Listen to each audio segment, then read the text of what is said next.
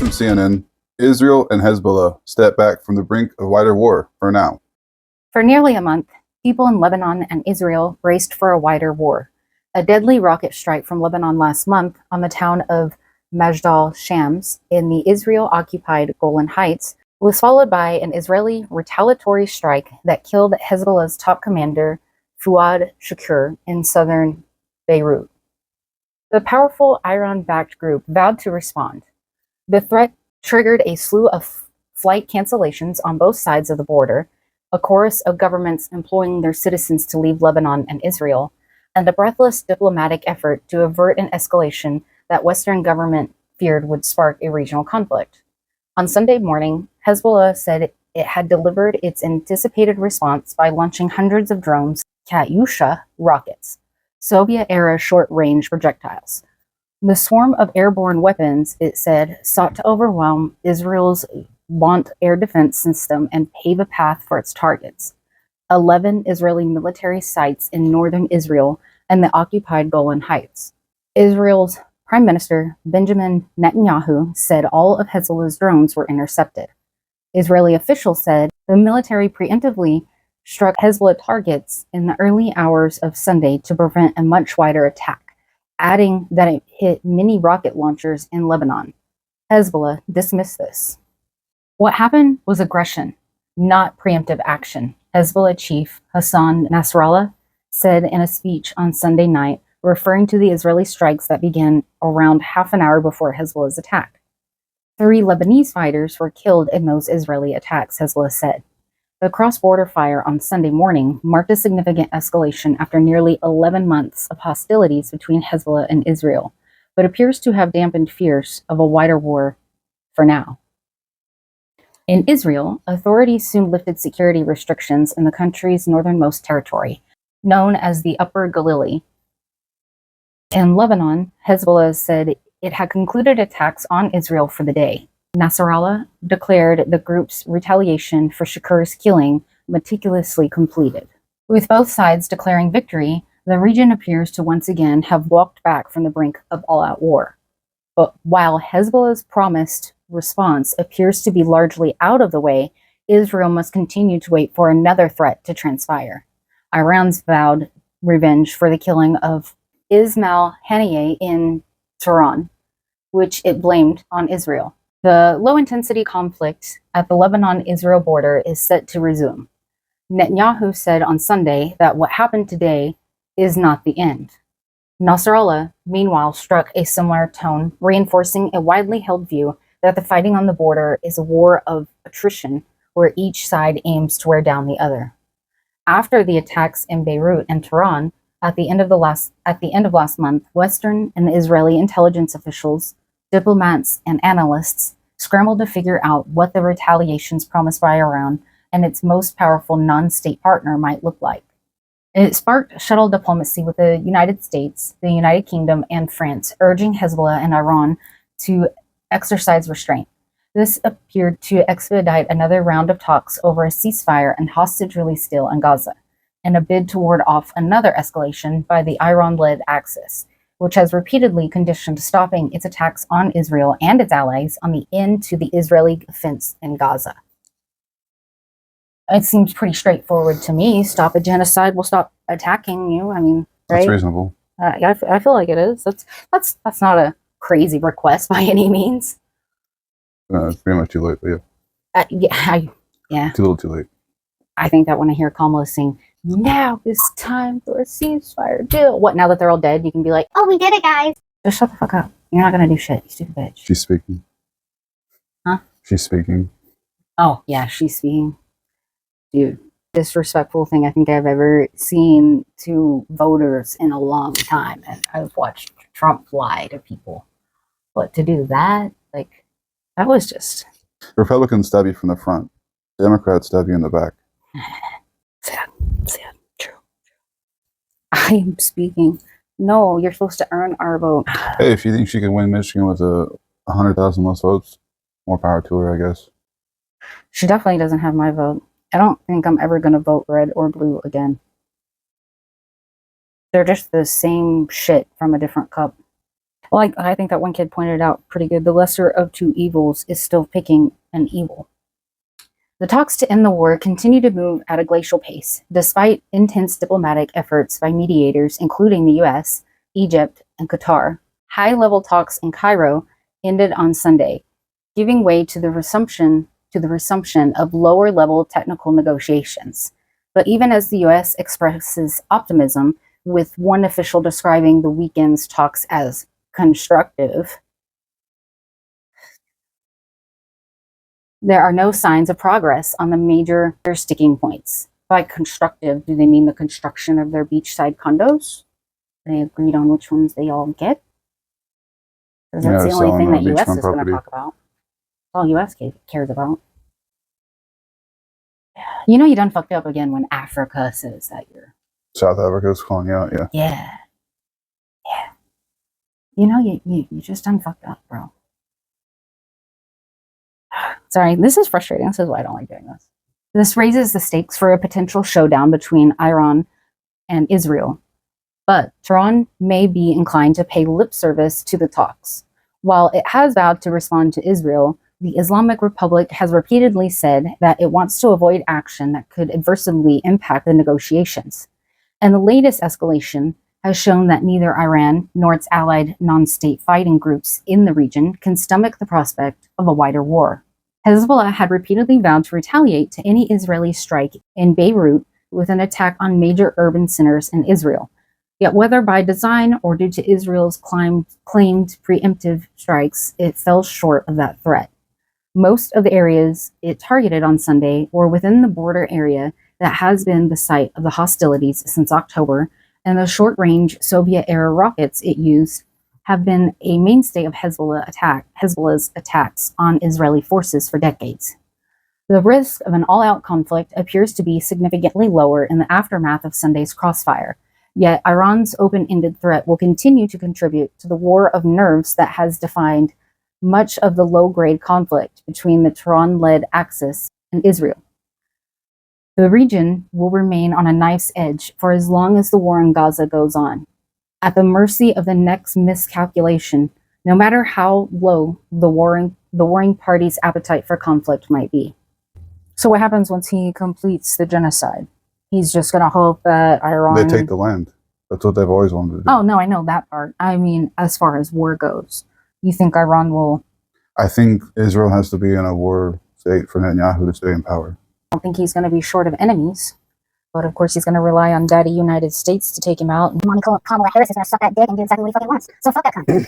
Well, if Netanyahu completes the genocide of Palestinians, it will be World War III. Iran, Yemen, Saudi Arabia, it doesn't matter. They're all gonna... It's not. It's because at this point, it's that Israelis hate Arabs, not just Palestinians. It's just they spit on Arabs at every turn. And they know they have no respect for them. Like we're about to read what they do to the Temple Mount.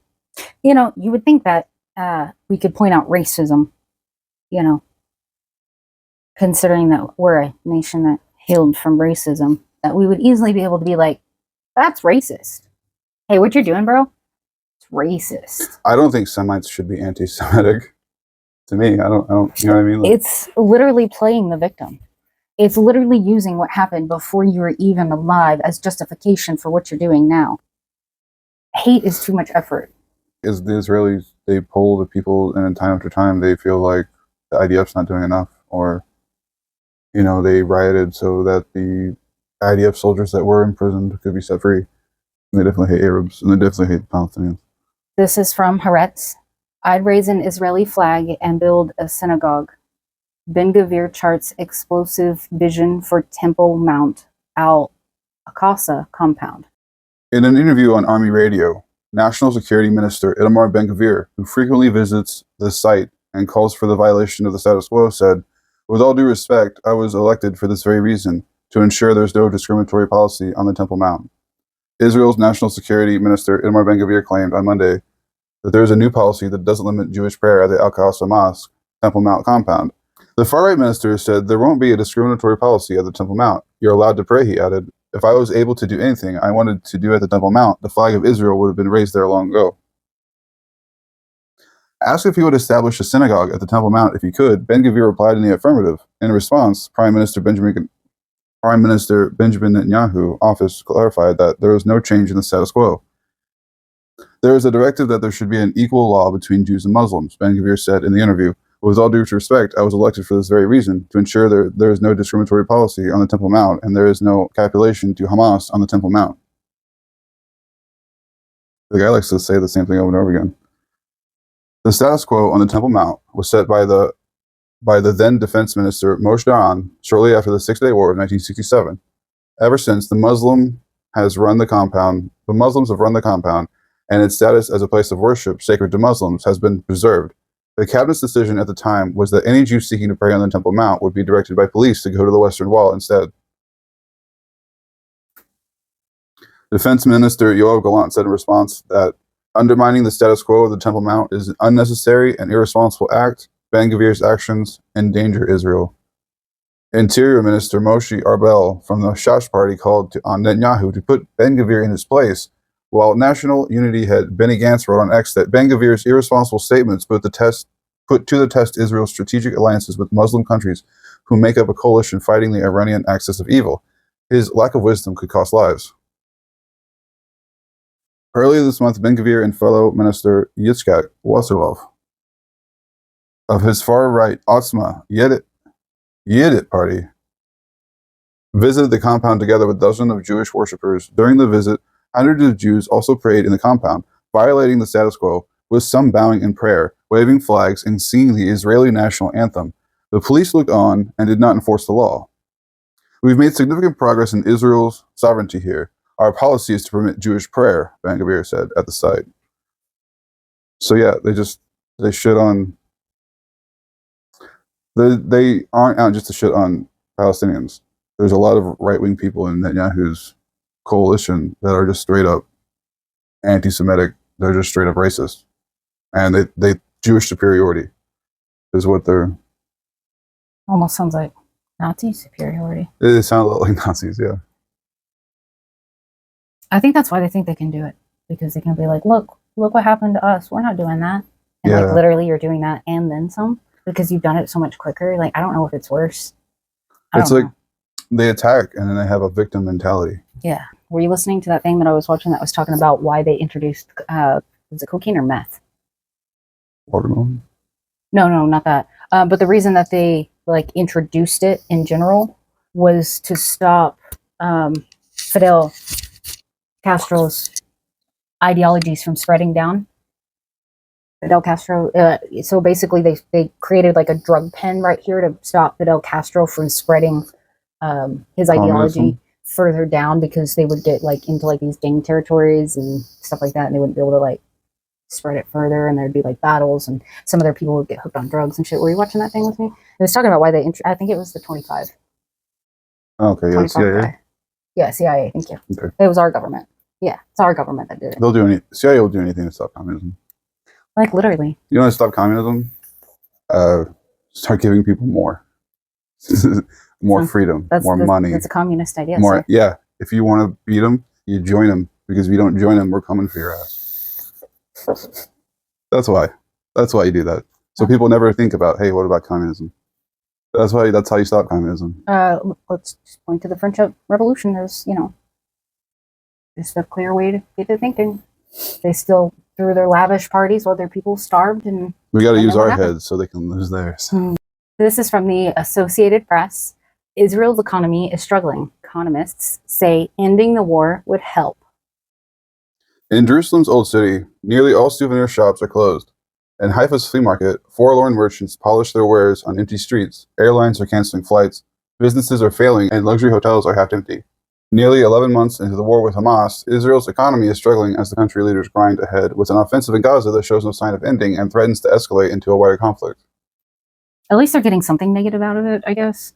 At least there's some kind of negative consequence. Prime Minister Benjamin Netanyahu has tried to allay concerns by saying the economic damage is only temporary, but the bloodiest and most destructive war ever between Israel and Hamas has hurt thousands of small businesses and compromised international trust in an economy once thought of as an entrepreneurial dynamo. Some leading economists say a ceasefire is the best way to stop the damage. The economy right now is under huge uncertainty, and it's related to the security situation. How long the war will go on, what the intensity will be, and the question of whether there will be further escalation. Israel's former central bank chief, who is now the vice president of research at the Israel Democracy Institute, a Jerusalem think tank.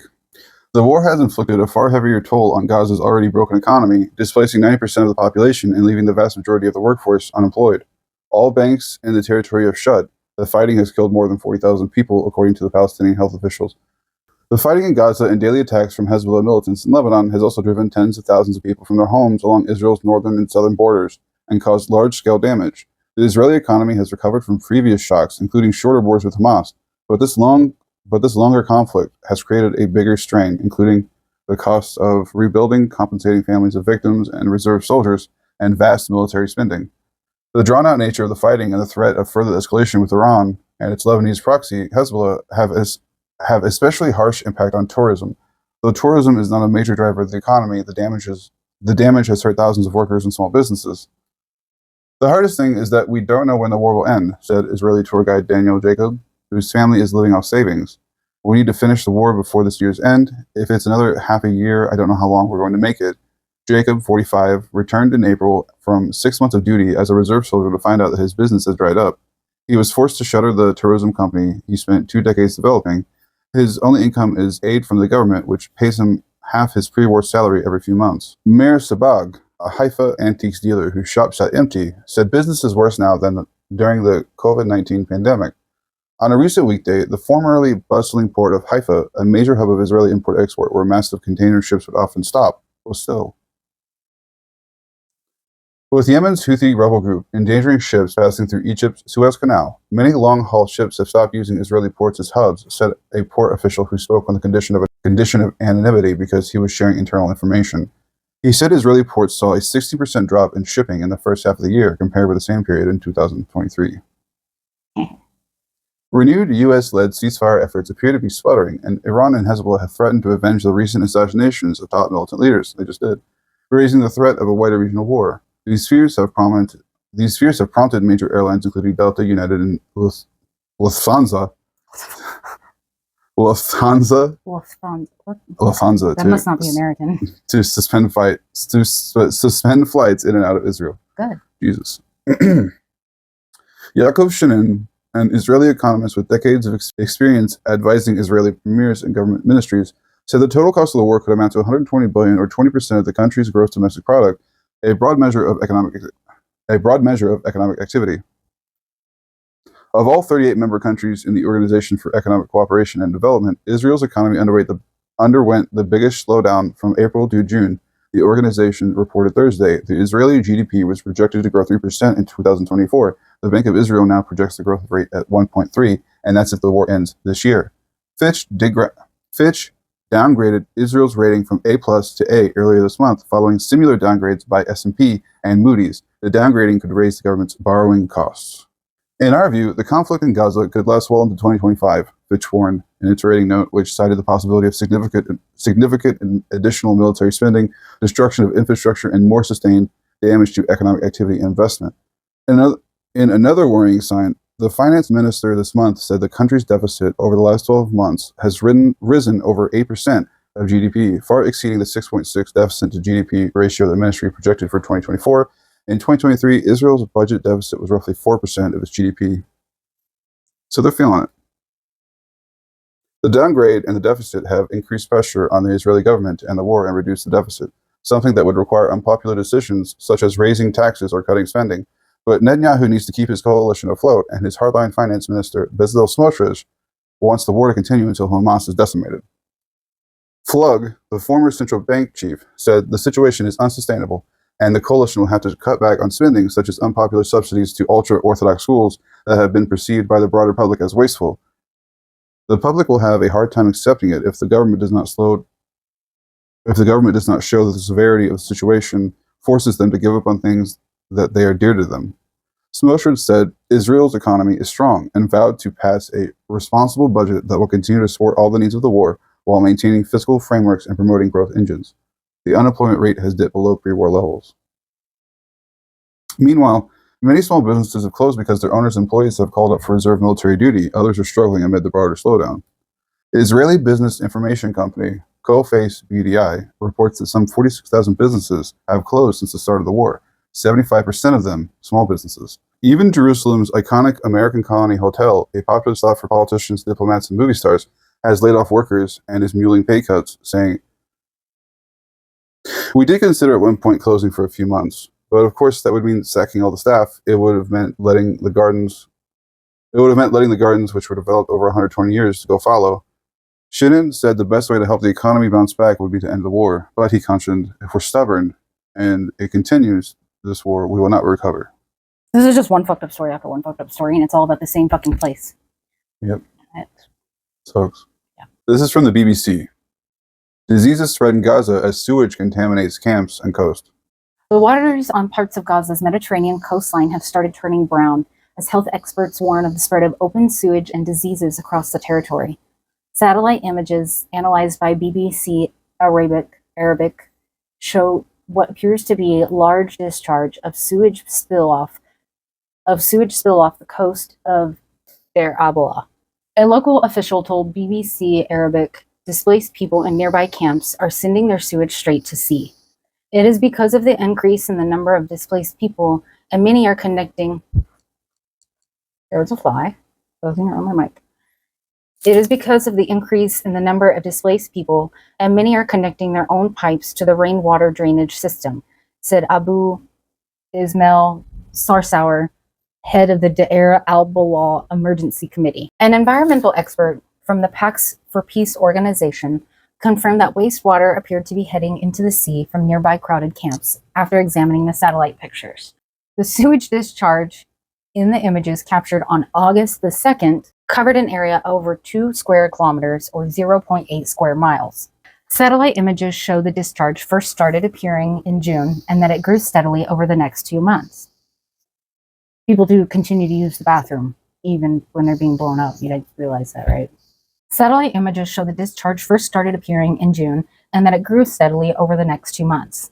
It's not clear if the coastal population is still growing as more recent satellite images are not available.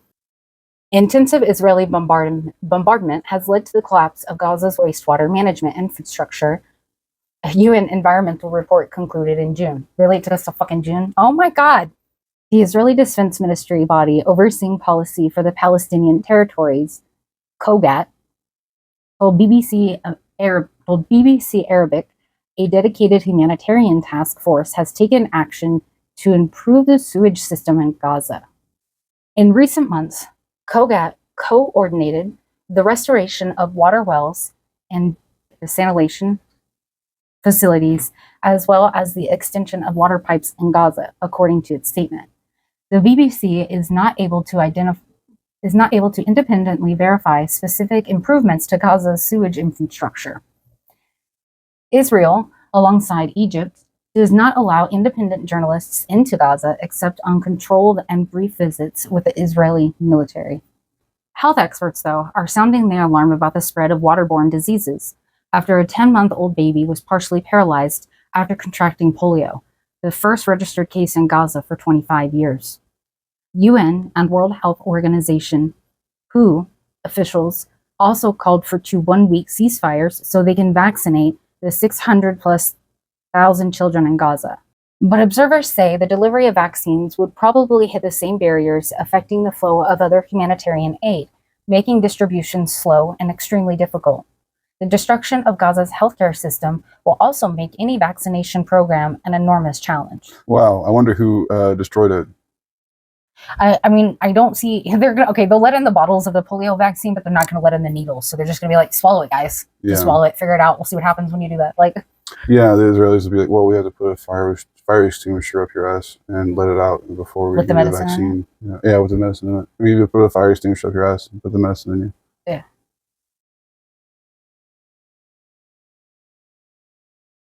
You know, I hope those people know that there's a very, very special place for people like them, because I may not believe heaven, hell, God, afterlife kind of stuff, but I do believe in karma, and I do believe that you will get what you give in some way at some point in time. And in response to BBC Arabic, COGAT insisted there were no restrictions on medical aid.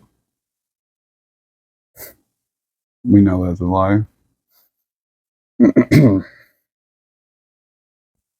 In a later social media statement, Koget said an additional 60,000 polio vaccines will be delivered to vaccinate over 1 million children in the coming weeks. They can't distribute it for the same reasons that they can't get the humanitarian food in there or anything else in there, is because the Israelis don't let it through. The charity Oxfam told BBC Arabic a quarter of Gaza's population had already become ill because of waterborne diseases. We're seeing a catastrophic health crisis unfolding in front of our eyes, said Lama Abdul Samad, a water and sanitation expert in Oxfam. Polio is a waterborne disease, and it is directly linked to the sanitation situation. The sanitation infrastructure has been damaged severely to a point that it's flooding the streets and the neighborhoods, and people are basically living adjacent to puddles of sewage, she added. New photos and satellite images analyzed by BBC Arabic illustrate how the problem of untreated sewage in Gaza has been getting steadily worse. Oh, I guess he's not doing too well in redoing the infrastructure if it's steadily getting worse. Maybe he's lying. The Sheikh Radwan Lagoon in northern Gaza, which was once a source of clean rainwater, appears to be overflowing with dirty water. The lagoon has clearly been contaminated by raw sewage, Ms. Abdul Samad said after assessing the pictures. Several Palestinians living nearby have complained to BBC Arabic's Gaza Lifeline emergency radio service of the overflowing wastewater, stench, and rodents coming out of the lagoon. Ooh. Now it's like a real American lagoon.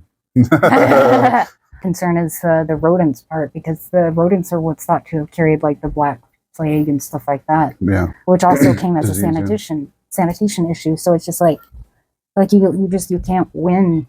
You can't win. If you were born in an area that you had no choice but to be born in, into a ward you never even had a part of, had a voice in, had a vote on. Raw sewage is running into our property because of the overflowing Sheikh Radwan Lagoon. Al Haddad, an aid worker in central Gaza, sent BBC Arabic a video from a makeshift camp where sewage had built up into a pond next to displaced people. She described the smell as overpowering and unendurable. Unendurable. But they have to endure it. You get to cover your mouth and walk away.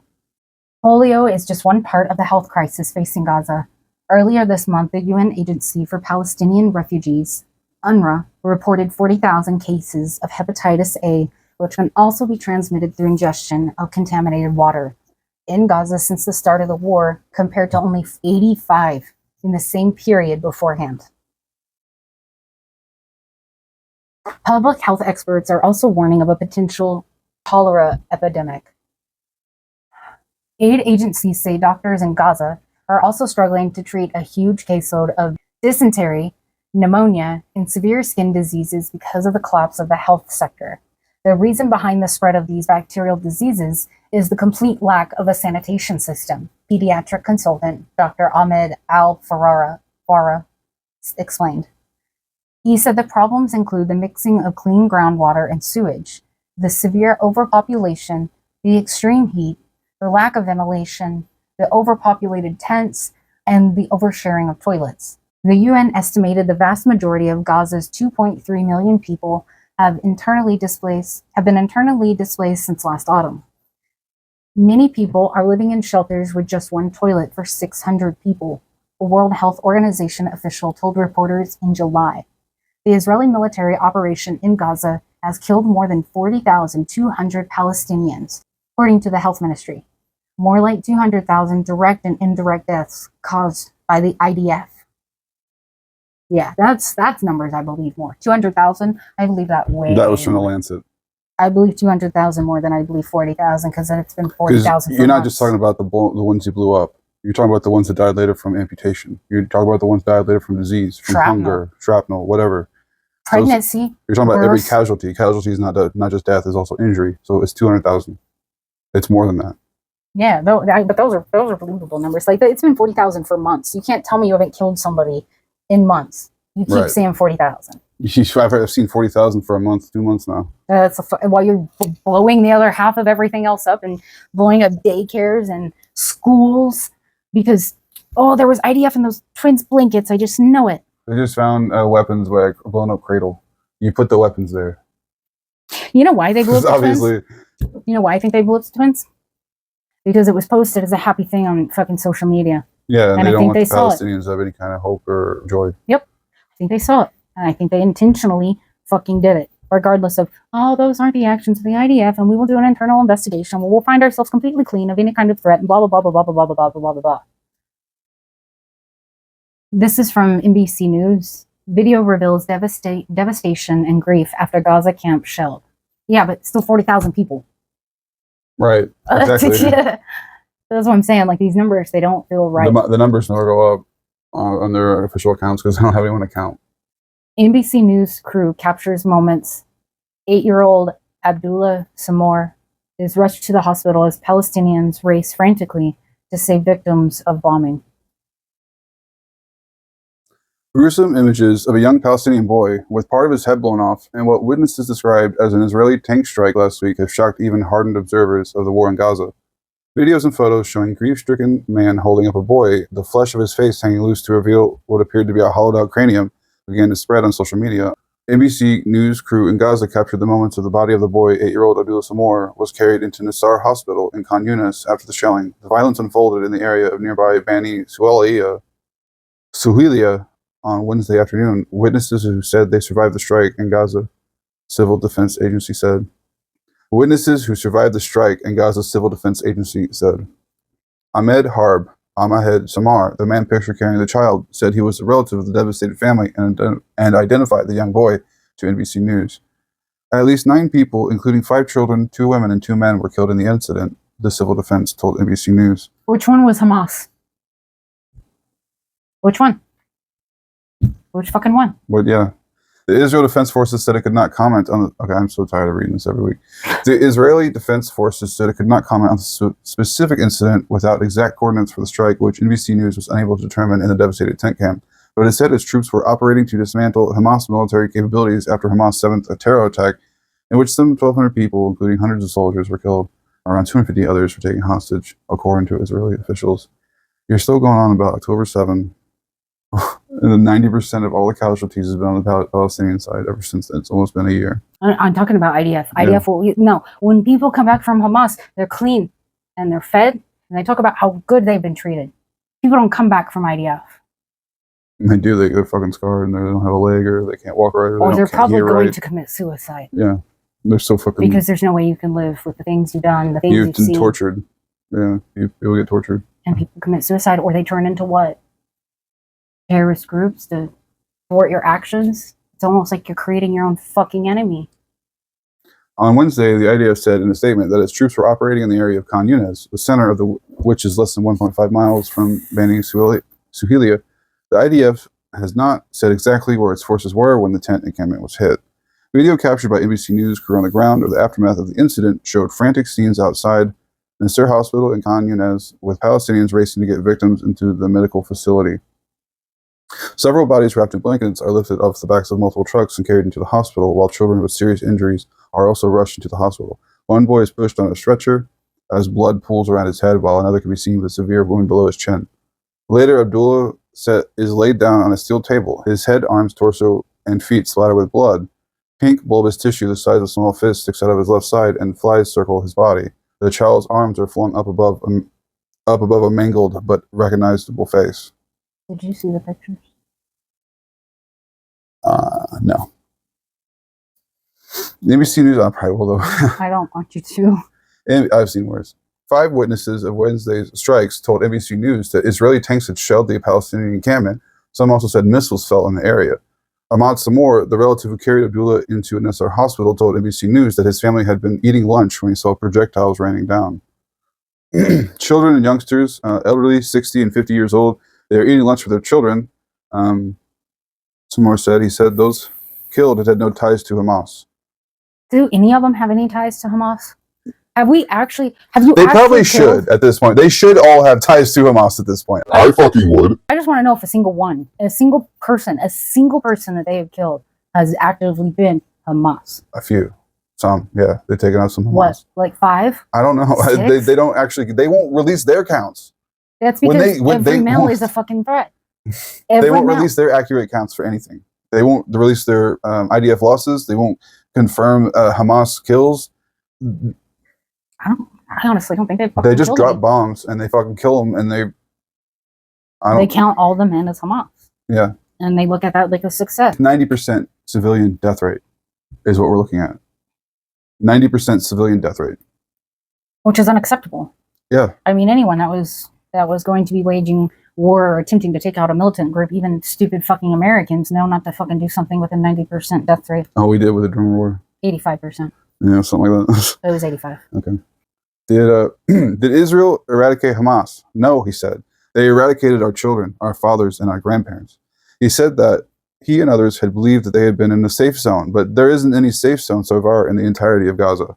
While health officials in Gaza do not make a distinction between fighters and civilians, Israeli officials also estimate that thousands of non-combatants have been killed during the offensive. Meanwhile, journalists and humanitarian organizations have documented the devastating toll the war has taken on civilians.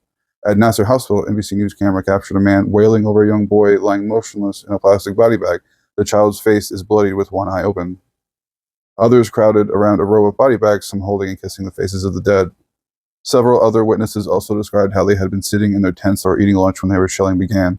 I swear, we were sitting, we had lunch, we were sitting, and suddenly the jets were dropping projectiles, one woman said, who did not provide her name. They killed everyone. People are just trying to go about their lives, still trying to just go about their lives. And they're just there, just having lunch. And now the whole building's coming down. It's like a 9/11 every few days for them. It's every day. Fuck. Yeah, you can't imagine how horrible it is. But they're rebuilding their sewage infrastructure, so everything's fine. And then they're going to bomb it again. Yeah. Why would they rebuild it when they know they're going to bomb it again? Maybe they're rebuilding it for their nice, coastal hotels and shit they plan to build. Trump Tower that they plan on. It just makes you so I bet angry. there is going to be a Trump Tower. I bet you anything. Makes you so angry.